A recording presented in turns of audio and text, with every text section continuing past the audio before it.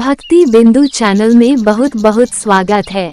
तो दोस्तों, आज की वीडियो में आपको सुनाने जा रही हूँ कहानी कृष्ण जी और वृंदावन की खुरचन। तो दोस्तों, वीडियो को लास्ट तक जरूर देखना और वीडियो को लाइक सब्सक्राइब करके घंटी पर जरूर क्लिक कर देना। तो चलिए मैं आपको आज की कहानी सुनाती हूँ। हरिदास नाम का एक किसान भगवान कृष्ण का बहुत बड़ा भक्त था। वो हर महीने वृंदावन जाता था और भगवान को पेड़ों का भोग लगाता था।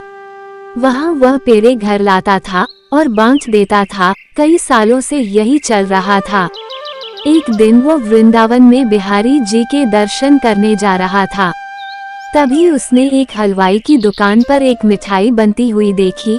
उसे देखकर हरिदास को कुछ समझ में नहीं आया।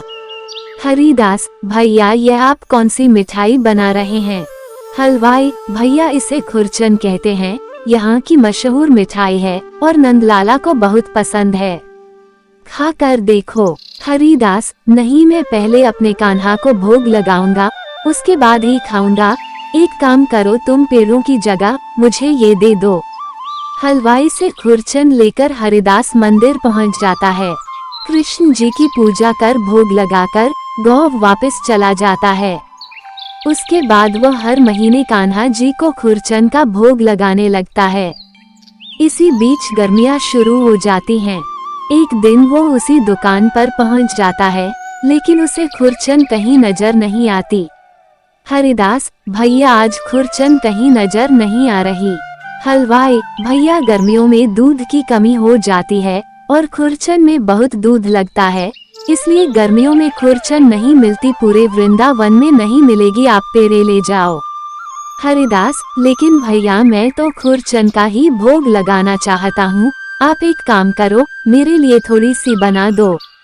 हलवाई भैया, खुरचन नहीं बन सकती, उसे बनाने में पूरा दिन लग जाता है और न हमारे पास छोटे बर्तन हैं जिसमें थोड़ी सी बनाएं। आप मेरी बात मानो, पेड़ों का भोग लगा दो।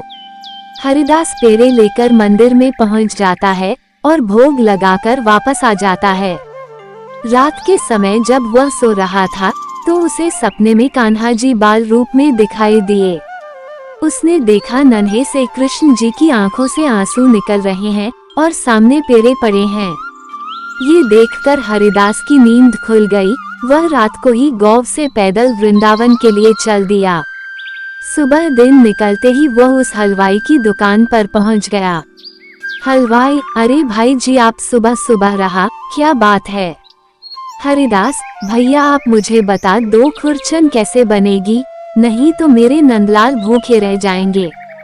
हलवाई हमारे जैसी खुरचन पूरे वृंदावन में कोई नहीं बनाता, हम तुम्हें कैसे बता दें?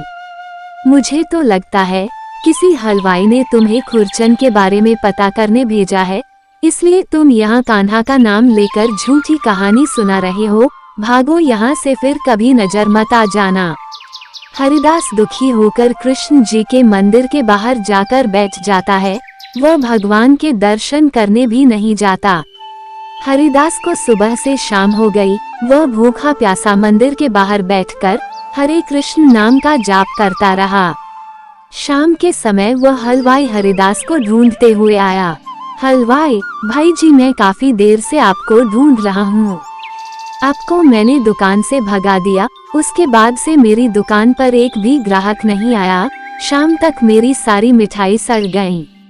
मुझसे बहुत बड़ी गलती हो गई। नंदलाल तुम्हारे द्वारा स्वयं मेरी मिठाई का भोग लेना चाह रहे थे।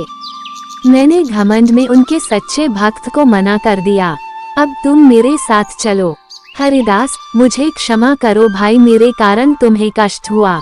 हलवाई आप पहले मेरे साथ चलो, मैंने दूध मंगा लिया है। अब दुकान में हर दिन खुरचन बनेगी, चाहे कितनी भी महंगी पड़े। हलवाई हरिदास को दुकान पर लाया और उसके सामने खुरचन बनाने लगा। पूरी रात खुरचन बनने में लग गई। सुबह मंदिर खुलते ही हरिदास ने भगवान का भोग लगाया। उसके बाद उस हलवाई ने सारी खुरचन प्रसाद के रूप में बांट दी। तो दोस्तों, ये कहानी आपको कैसी लगी कमेंट अवश्य करें और इसी तरह की वीडियो को देखने के लिए आप मेरे चैनल को लाइक एंड सब्सक्राइब कर लीजिए और बेल आइकन को भी दबा दीजिए ताकि मेरी आने वाली सभी वीडियो का नोटिफिकेशन आपको सबसे पहले मिल सके। और वीडियो को अपने दोस्तों के साथ भी शेयर करना ना भूलें। राधे राधे।